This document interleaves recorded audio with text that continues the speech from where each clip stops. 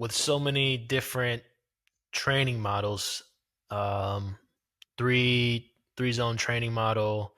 I think there's up to hmm seven.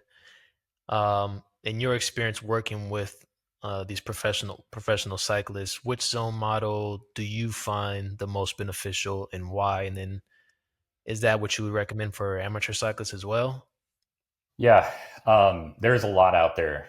As you said, there's three, there's five, there's seven, there's 12, there's eight. Like if you want it, it's there.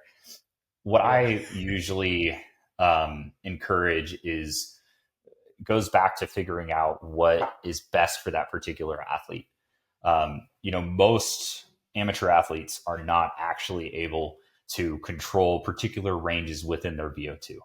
So you're not able to say like, hey, like Calvin, I need you to target 450 watts for 3 minutes and 23 seconds because that's the range I want to grow. And you might be able to hit that. You might not. You probably won't because that's a pretty artificial number. And that's when, indoor training might allow you to do it. But doing it Yeah. on the road, on rollers with your friends, like, So I'm not a huge fan of using a large zone spread model. And that would be something like having eight or having zone, like your VO2 split into four different zones. I'm not a huge fan of that.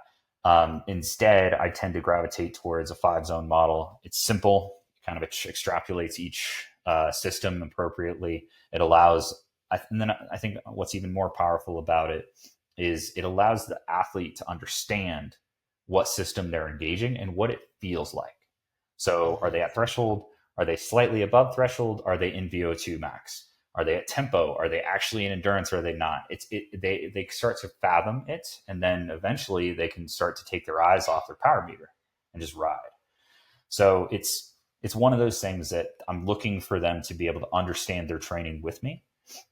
With professionals that maybe have a little bit more of an understanding of the kind of upper max system, I might extrapolate, customize the zones to that individual to really pull out their strengths and weaknesses because sometimes the FTP model just doesn't work. It might not work for that individual.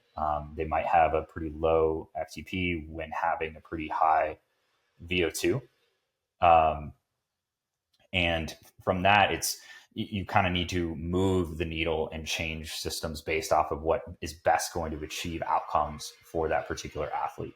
So it's one of those things that it's a little bit of a juggle, but I think an easy one to land on and use across the board for almost everyone is going to be a five zone model because it allows you to target each individual system best, and it's easy to understand for most athletes.